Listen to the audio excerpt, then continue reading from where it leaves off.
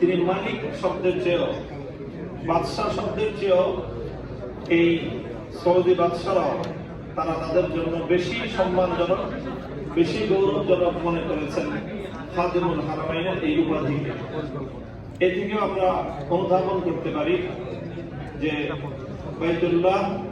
বাইতুল্লাহর সাথে সংশ্লিষ্ট সকল কার্যক্রমকে কতটা গৌরবজনক দৃষ্টিতে দেখা হয়। তো আলহামদুলিল্লাহ, যারা হুজ্জাত বাইতুল্লাহ কিরাম জিয়ুফুর রহমানদের খেদমতে যারা নিয়োজিত, যারা এই খেদমত করার সৌভাগ্য অর্জন করেন,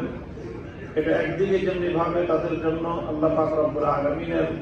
মেহমানদেরকে সম্মান জানিয়ে আল্লাহর নৈকট্য অর্জন করার একটা উপায়, আরেকদিকে যে অত্যন্ত সম্মান এবং মর্যাদার এবং গৌরবের একটি প্রতীক। আলহামদুলিল্লাহ, আমাদের বাংলাদেশের কিছু ভাই তারা বিভিন্ন মধ্যস্থতায় তারাও